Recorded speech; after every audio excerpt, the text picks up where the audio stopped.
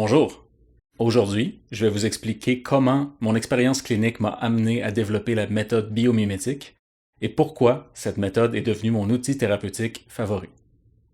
Mais d'abord et avant tout, j'aimerais partager avec vous un épisode de mon historique médical personnel pour que vous puissiez mieux comprendre pourquoi je suis parti à la recherche de méthodes de traitement à l'extérieur des sentiers battus.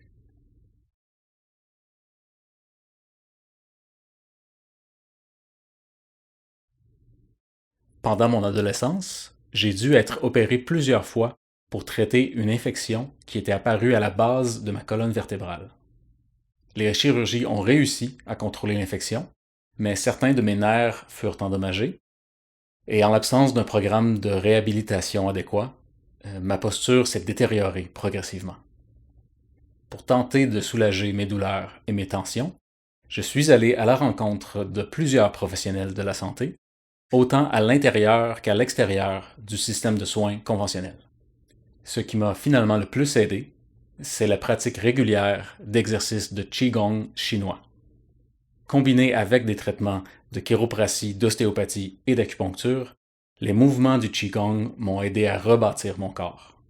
Peu à peu, la raideur et la douleur se sont transformées en force et en souplesse.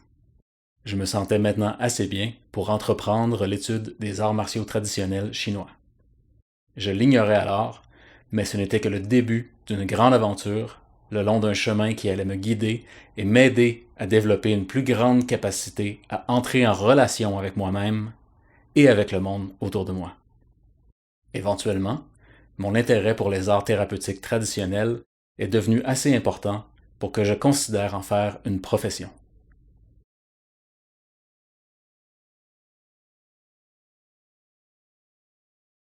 J'ai d'abord été initié à la pratique du shiatsu japonais et j'ai obtenu ma première licence professionnelle en tant que massothérapeute. Quelques années plus tard, j'ai complété le programme d'acupuncture du Collège de Rosemont à Montréal et je suis devenu membre de l'Ordre des acupuncteurs du Québec. J'ai ensuite pratiqué l'acupuncture et la massothérapie au centre-ville pendant plus de 10 ans, où j'ai eu la chance de travailler avec une clientèle très diversifiée, provenant de milieux économiques et culturels variés. Pendant ce temps, j'ai pu collaborer avec plusieurs autres professionnels de la santé, à l'intérieur et à l'extérieur du système médical conventionnel. Plusieurs personnes parmi les clients que j'ai rencontrés alors n'arrivaient pas à trouver de soulagement ni de réponse claire à savoir ce qui était à l'origine de leurs symptômes. Souvent, les docteurs non plus n'arrivaient pas à en identifier la cause. En essayant de trouver un moyen pour soulager la douleur, en l'absence d'un raisonnement clair pour expliquer son origine, je me suis engagé dans la voie qui allait m'amener à développer les principes fondamentaux de la méthode biomimétique. Et tout cela a commencé avec une idée simple, potentiellement révolutionnaire, et peut-être aussi un peu troublante.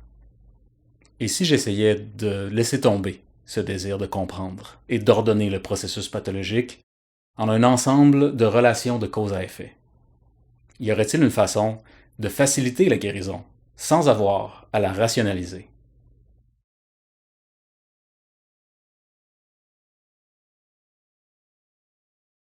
On m'avait déjà éveillé à une idée similaire lorsque j'étudiais le shiatsu. Mes professeurs m'avaient bien prévenu. Je devais éviter d'être motivé par l'envie de contrôler les mouvements de mon client lorsque ce qu'ils appelaient une réaction de guérison survenait. Selon eux, cela risquait d'interrompre le processus de guérison qui commençait alors à émerger. Certains d'entre vous se disent peut-être en ce moment, mais c'est de la folie. Comment peut-on offrir un traitement médical sans d'abord connaître la nature de la maladie? Eh bien, laissez-moi d'abord vous dire, je vous entends et je comprends tout à fait vos réticences. Je suis d'ailleurs, en partie au moins, d'accord avec vous. Il serait complètement irresponsable d'offrir à quelqu'un un traitement pharmaceutique ou invasif sans d'abord avoir une raisonnablement bonne idée de l'effet que ce traitement aura sur elle ou sur lui. C'est pourquoi la méthode biomimétique n'utilise que des manipulations dont l'intensité demeure en dessous du seuil de la douleur.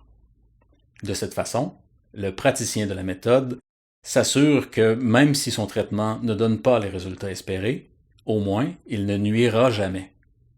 En évitant toute manipulation douloureuse, le praticien pourra mieux observer comment son client réagit au traitement pendant le traitement et ainsi trouver la combinaison de mouvements et de pression qui arrivera à déclencher une réaction de guérison.